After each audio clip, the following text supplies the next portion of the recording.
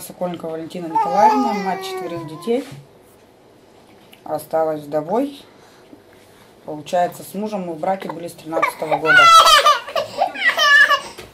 В 17-м году, в 16-м он получил эту квартиру как сирота. Потом, получается, в 17-м году он попал, у нас родился ребенок, он попал с 14 на 15 августа в ДТП. После ДТП он попал, получается, впал в кому. Месяц и 4 дня он пролежал в коме, 18 сентября 2017 года он умер. Я после этого егошнего, получается, ДТП пошла, как бы до этого он ходил и брал ходатайство с соцопеки. Танцура как бы дали добро, чтобы меня и вот младшую дочку его прописали здесь. При его жизни, да? Да. Угу. Потом вот он писал заявление, получается, о прописке, чтобы в договор соцнайма включили дочку. Дочку включили в договор соцнайма. Ну, потом ДЖО, когда они мне позвонили, сказали, приедьте и получите, он жив, получается, умер. Я, получается, туда в ДЖО приехала, они сказали, у вас соцопека дали отказ выдать вам договор соцнайма на руки, так как наниматель умер. Ну, все, получается, я потом пошла в путинскую приемную, они мне помогали, так ничего и не смогли сделать они. Это. Потом, получается, вот на днях ко мне приходит, получается, соцопеки и говорят, вам нужно выселиться. Отсюда, типа, на выселение идете, так как от соседей поступают жалобы, что дети в подъезде играют, как бы вот это. Я говорю, ну я куда пойду с 4 детьми на улицу? Мне некуда идти снимать, у меня нет средств, так как я в данный момент не работаю, сижу по уходу за ребенком.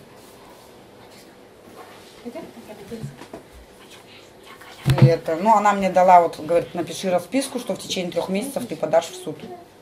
Получается, я... Розалия Леонидовна, соцопеки. Она прямо так, без предварительного беседы какой-то, или как она прям... Да, они как бы посмотрели, у меня проверили холодильник, там посмотрели, на вешалке тараканов нету, как бы это детское, там все проверили. И потом она говорит, давай ты нам напишешь расписку, что в течение 3 месяцев ты подаешь в суд. Я говорю, ну как бы давайте. И там, если суд, говорит, решит, что суд решит, тогда мы типа переоформим на ребенка документы. Ну, то есть логически это было правильно, как вы считаете, или не совсем, потому что, скорее всего, так и будет, и должно быть по закону, наверное. Ну, а вот, получается, потом вот вчерашние корреспонденты ко мне приезжали, они связывались с ДЖО, с Ткаченко.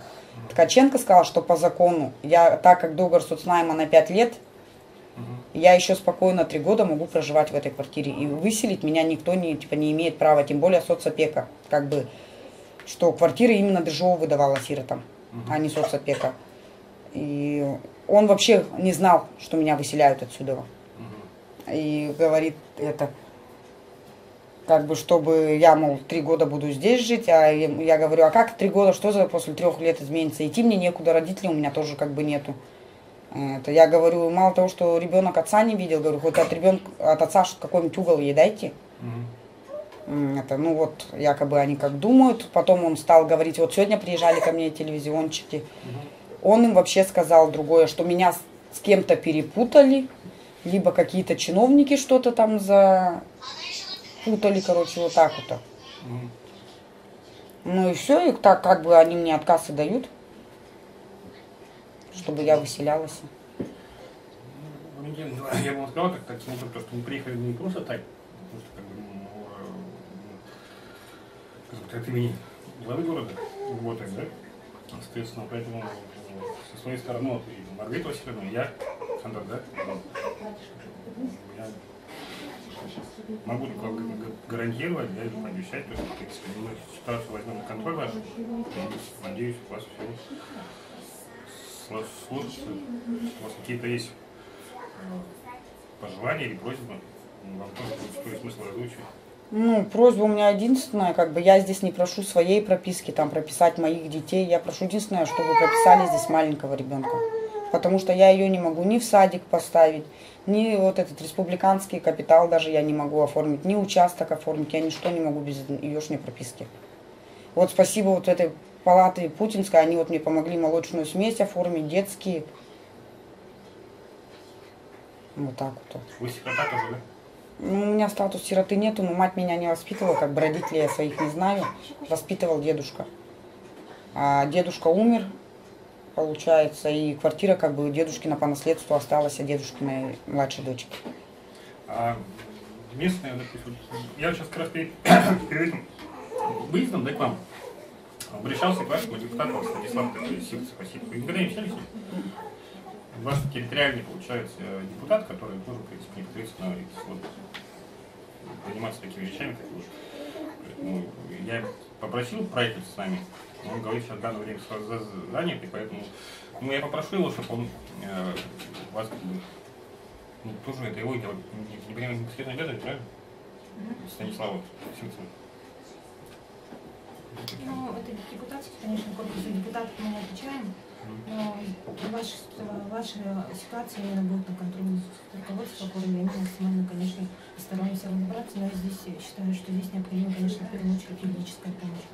Именно грамотные вот эти соблюдение законов и в законном порядке будем отстаивать ваши интересы. Может быть, какие-то еще помимо, вот, ну, мы понимаем, что вы находитесь сейчас, вот вы работаете, да? Я вообще официально в республиканской больнице работаю, но в данный момент я сижу до 3 лет по уходу.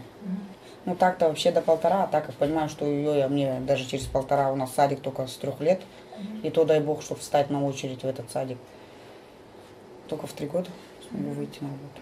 А на очередь вы пока не встали, да? Мне не ставят из-за прописки, то что прописки нет. А остальные дети, они в школу? Они в школу. А квартплату у вас туда и как это? Квартплату плачу по счетчику. Сколько у вас выходит? Ну, до этого платила почти 5. 5000? Да, но сейчас, наверное, еще больше, то, что круглые сутки ветерок свет мотает. А пособие какие-то идут? Ну, вот детское пособие, вот то, что с соцзащиты, и с работы вот 8 тысяч получаю до 1,5. И вот на ребенка 4 тысячи получаю пенсию, как по потере кормильца. Сколько у вас выходит общий доход? 1016. 16 тысяч на 5 человек. 5 человек. Ну, в общем.